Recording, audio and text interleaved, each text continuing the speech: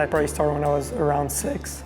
I live a mile away from the golf course, so it was really easy for me to just get on my bike and go to the golf course in less than 15 minutes. Only short game. I think my dad valued the importance of short game back then, and he just wanted me to be creative around the greens, on the greens, and that's something that I really loved very early. I always tried to have fun when I was younger, so I didn't really see any hardship in this game really, because when you're young, obviously when you hit a great shot, you're very happy. When you don't, but that's okay because you're not really a good player yet. He's always had this grinder mentality where he's very competitive, hates bogeys, hates to give shots away. That's a trait and a characteristic that I look for when I recruit is a little bit of an edge, a little bit of a toughness. People are talking about who he compares himself to. I mean, I was in school here at Illinois with Steve Stricker, been really good friends forever. And the maturity level he shows in the way he treats people, goes about his business, problem solves, there's some similarities there. He's just a down-to-earth guy that knows what he wants. I'm very glad that I got good enough at golf to be able to come here and get a scholarship as well. So this is the putting green where most of us spent a lot of time really. Pretty cool, low slope. It's really good for lag putt. So that's the main chipping green really, very fun. You can hit any shot you want. Pitch from here, shots from the rough. You can do some short side, bunker shot, some long ones. And it's nice to have those 2 plateaus over there where you can really hit some really fun shot. I think overall my short game is really good, but I think as a golfer you always want to improve, and I feel like there's still a lot of work to improve in my short game. That's got good speed. Oh my. I think I just do a really good job just not giving away shot on the golf course. This is the wedging area really, so we get all those sand pits from, I'll say 40 to 100 yards. Obviously the 40-yard target is a little smaller than the 7-yard target, so that's really good to just get your distance dialed with your wedges. That's another green over there where you can work on your wedges from 100 to 120 yards. And there's some really deep bunkers, so that's good if you want to work, or we're going to go play a course that has very deep bunkers or big runoff. You just come here and practice those shots. That's what's nice about this facility. You can't say you're not prepared for a tournament. If you're not, it's really on you, because you have everything you need here. Welcome to the Merchant facility. This is our trophy room / TV room. And if we come this way real quick, I think you get your picture once you get to the PGA Tour, I believe, or DP World Tour with the number of wins. Let's walk into the short game area. One of my probably favorite spots in the winter. Just either putting, short game. You can hit flop shot over the bunkers.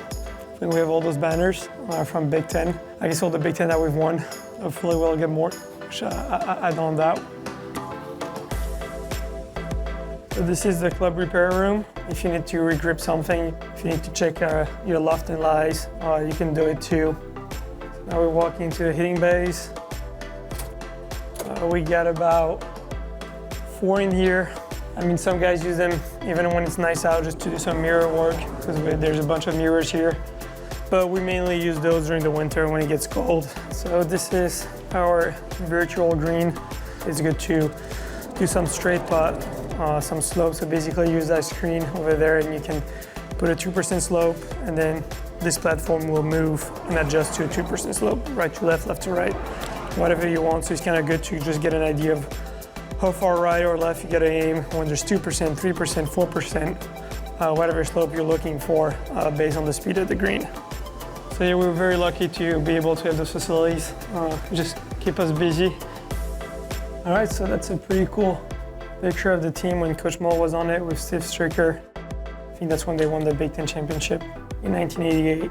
If you do get to first team All-American, you get your name up there. They just added my name and my old teammate Tommy Cool. Every time you walk in here, you get to see all those guys that got first team. Just pretty sweet to have that. The thing about Adrien, he's always been very mature, beyond his years, very disciplined, very independent, very accountable, very easy to coach. He won the Big Ten championship as a freshman.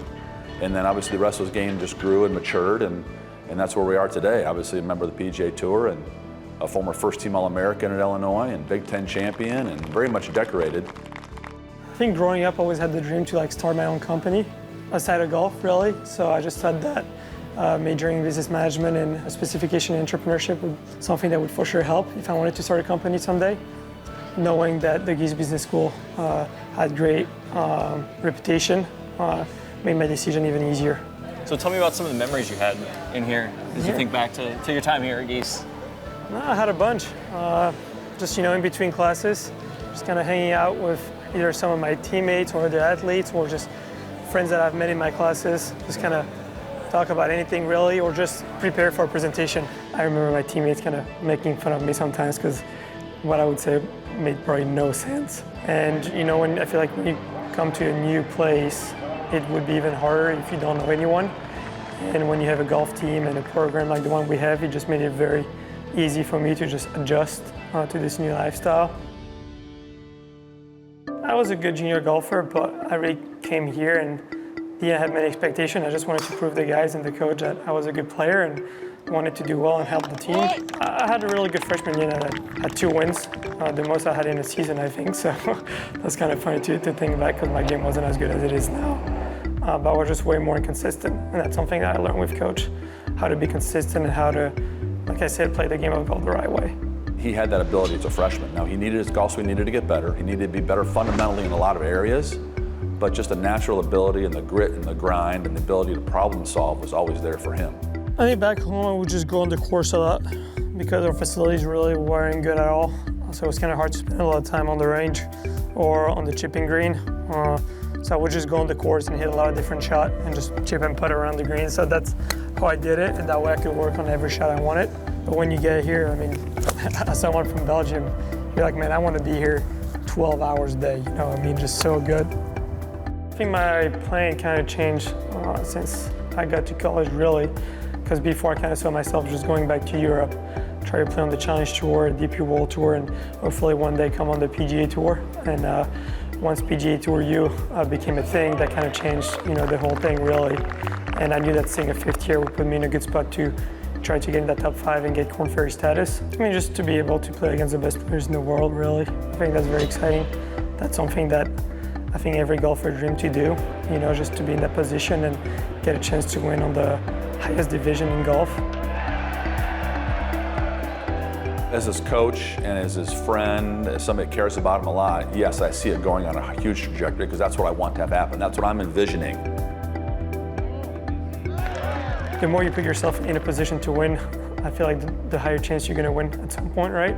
Yeah, coming right off college and win that first Korn Ferry was a really good surprise. Well, that is spectacular. That will be a kick-in par.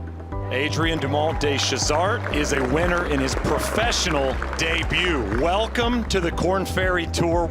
He always had the ability to win. He was always in contention. And when he won his first event, right after he had won, he said we had a little message, a video call back and forth, and he said, "Coach, I did it. I closed it out." And that's something we talked about for many months, how to go about doing that. And I think he's got a lot of room still to grow, but obviously a world-class player already. Oh, what a shot. So good. Right at it. My goal that first week was really to just kind of play my game. I didn't really have any expectation, really, and just play the game the right way. My goal was to just try to keep my card on the Korn Ferry. So after the win, it kind of changed towards getting my card on the PGA Tour because I instantly got into the top 30, I believe, after my first win. It'd be really good to win the PGA Tour next year and secure my card for a couple of years and get to play in those elevated tournaments. I think it's more one step at a time, just more getting ready for next year.